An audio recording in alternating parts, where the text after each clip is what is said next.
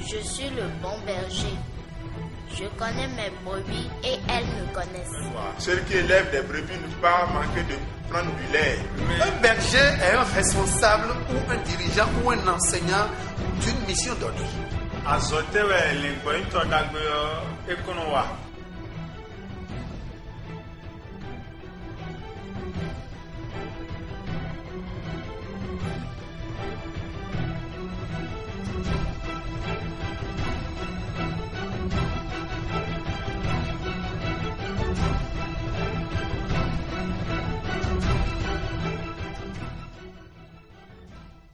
Le troisième texte de la circonstance se trouve dans le livre de Exode, en son chapitre 18, du 21e verset au 27e. Exode 18, 21 à 27. Méditons la parole de Dieu. Frères et sœurs dans le Seigneur Jésus-Christ, vous venez de suivre le développement sur le berger.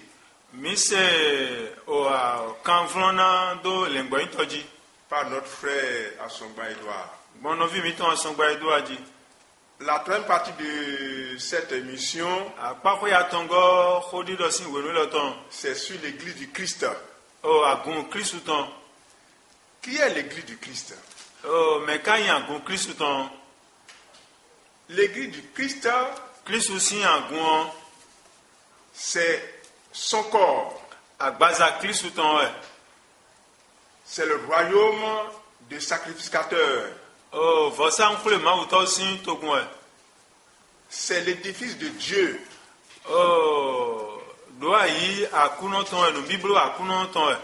Dans 1 Corinthiens chapitre 12, verset 27,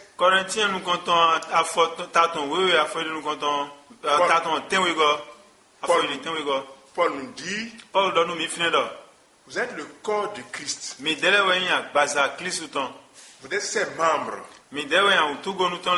Chacun pour sa part. Le corps du Christ, c'est un être très cher.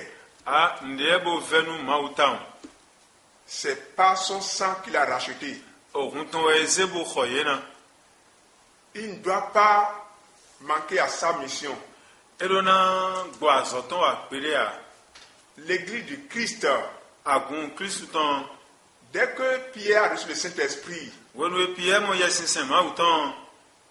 plus de 3000 âmes sont baptisées ce jour-là. 3000 cœurs ont changé de direction.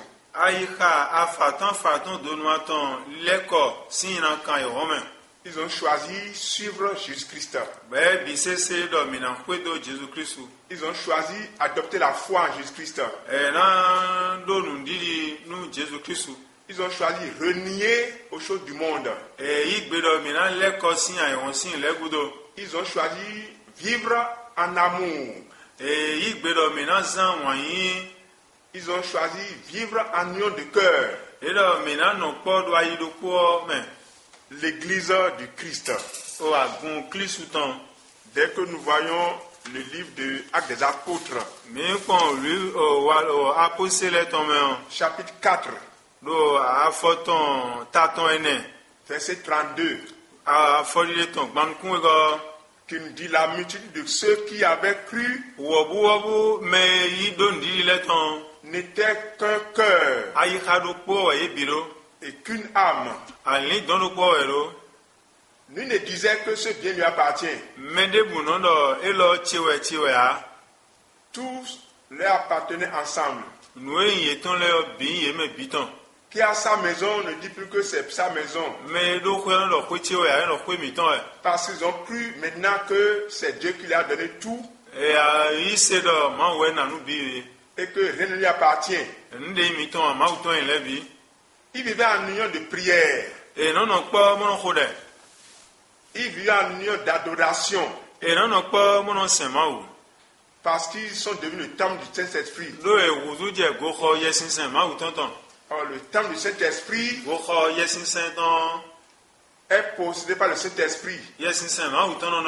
Et il accomplit les œuvres du Saint-Esprit. Quelles sont les œuvres de l'esprit? Nous voyons l'amour, la maîtrise de soi. Si le chrétien n'a pas la maîtrise de soi, il ne peut jamais suivre les commandements de Dieu. Parce qu'il a le libre arbitre qui le dirige. Mais s'il a l'esprit de Christ en lui, il adopte la loi de l'esprit. Et la loi de l'esprit, c'est l'amour. S'occuper du prochain. C'est avoir la miséricorde. C'est avoir la douceur. Il est le temps du Saint-Esprit. Et Paul a dit, celui qui détruit le temps du Saint-Esprit, il sera aussi détruit. C'est pourquoi le chrétien doit faire les œuvres qui honorent son Père. Il doit honorer le sang précieux qu'il a racheté. Parce qu'il sait que celui qui volontairement commet des péchés, après avoir été régénéré, ne peut plus rester impuni. Celui-là il a blasphémé le sang précieux de Christ. Il ne sera pas resté impuni. L'église de Christ doit vivre en amour, doit vivre en communauté, doit s'attacher aux œuvres de Christ, qui est principalement d'annoncer l'évangile de Dieu. Ce que Jésus nous a recommandé. Aller annoncer dans tout le monde entier que Christ est ressuscité. Et celui qui l'accepte se fait baptiser sera sauvé. Il a la mission de propager son évangile. Dans la deuxième partie, nous allons voir ce que doit être la conduite de l'église sous la direction d'un berger honnête.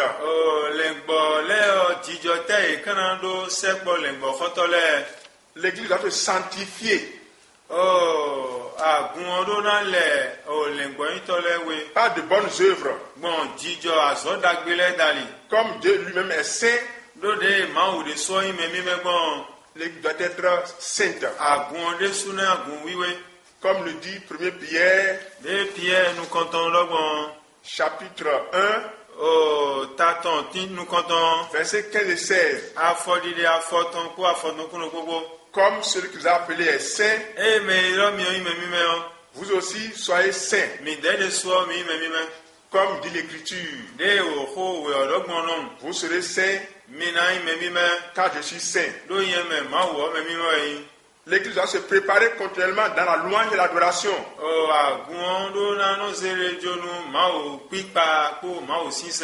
Pour la rencontre solennelle de Christ. Parce que la mission du chrétien, c'est de faire les œuvres de Dieu jusqu'à la rencontre solennelle de la venue de Christ.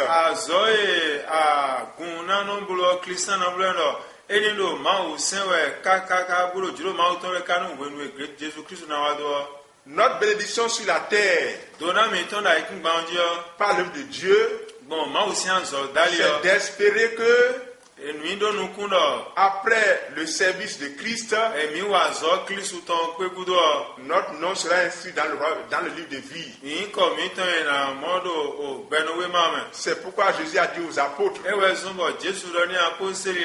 dans le livre de Luc, chapitre 10, verset 20, qui dit, cependant, ne vous réjouissez pas de ce que les esprits vous sont soumis.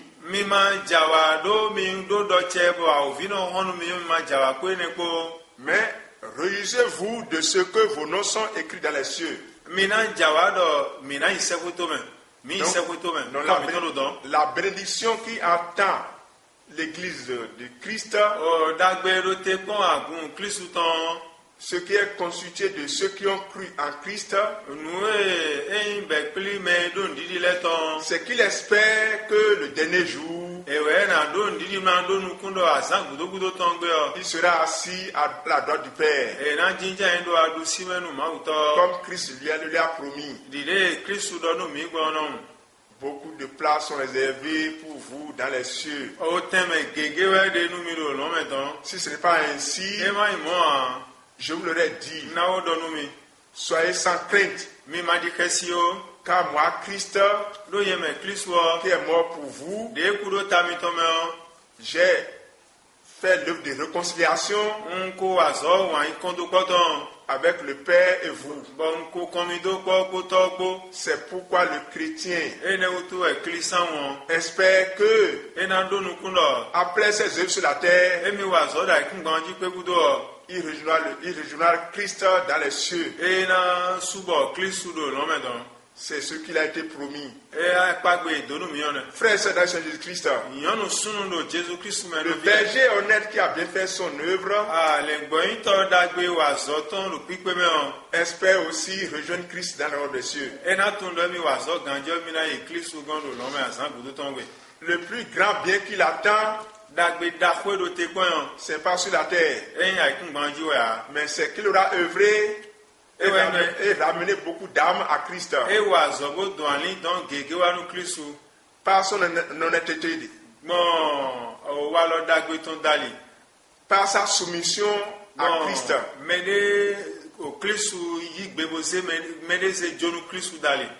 par sa vision de l'espérance qu'il a dans les cieux,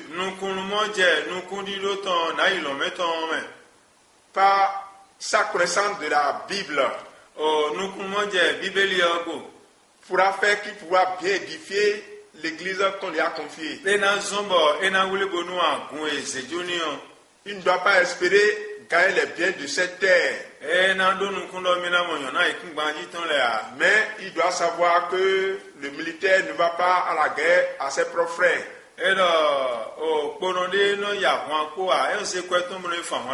Celui qui a planté une vigne ne peut pas manquer de manger du fruit de la vigne. Celui qui élève des brebis ne peut pas manquer de prendre du lait. Et Dieu pourvoira à tous ses besoins pour qu'il s'occupe de son troupeau.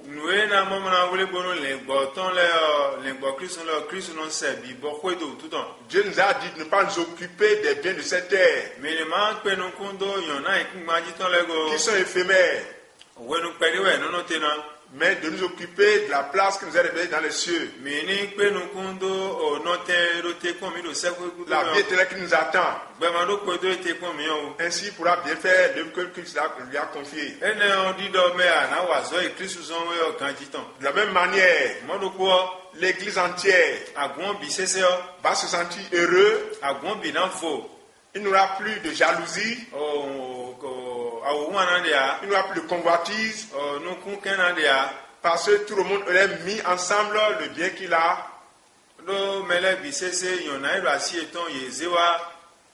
Parce que les apôtres vivaient dans cette communauté du socialisme.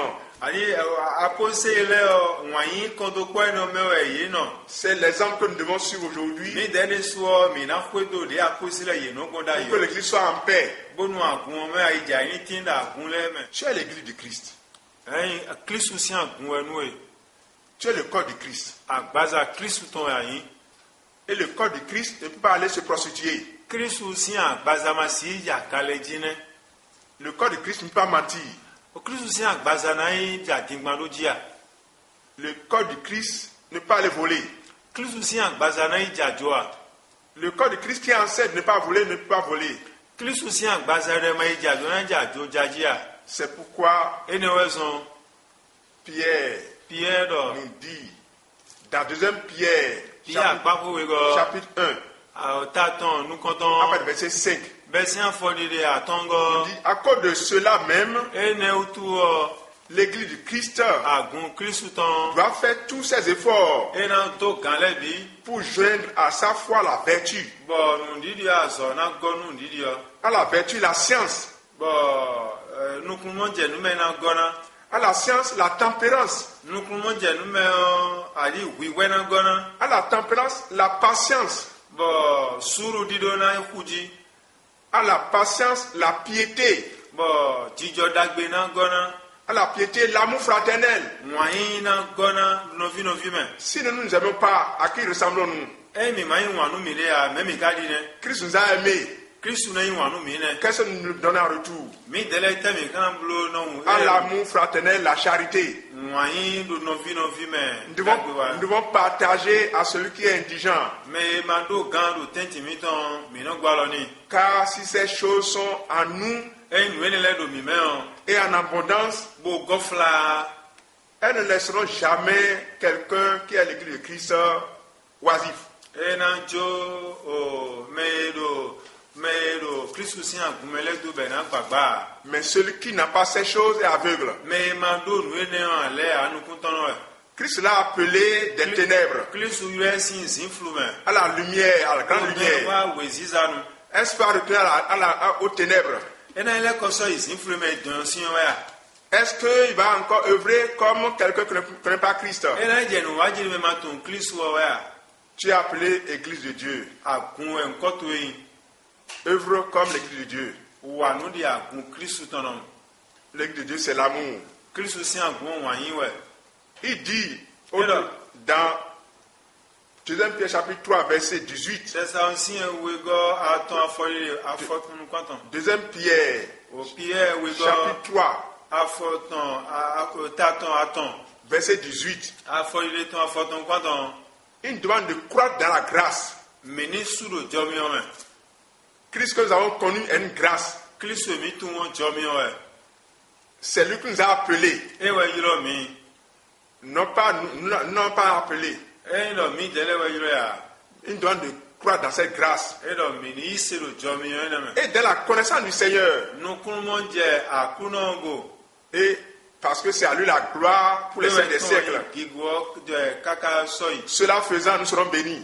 wene nu mi na donano Il va nous glorifier avec son Père. ena ze mi suko togbo Il va nous faire rejoindre les trônes qu'il nous a réservés. a holu to e la uton da ni mi o ena don mi bi o me Parce qu'il a dit à celui qui vaincra, e do me du de dio il le fera asseoir ena ze jinjon avec lui po e kuna jinjan dans les cieux. do lome Frères et sœurs dans Jésus-Christ. non suno Kristu me C'est une grâce, une bénédiction d'avoir connu Christ. jomi o yin go mi tun Kristu o Ne perdons jamais cette grâce. jomi na mangebu Tenons ferme notre foi. mi ni rendi dio gbangbang Surmontons toutes les difficultés mi ni dudo a ovele biji par la prière, gbo de dali par les louanges, ma o pipa dali la patience au temps de la tentation, sulu dido wiwedo kulikon wenu la louange de Dieu au temps de la bénédiction. pipa ma uton do donale Le wenu Seigneur sera avec nous. ma una no kpɔkpɔ mi Qu'il ko bénisse sa parole. ma ni donu ko Au tɔn nom de Jésus-Christ. do Jésus Christ si nkɔmɛ.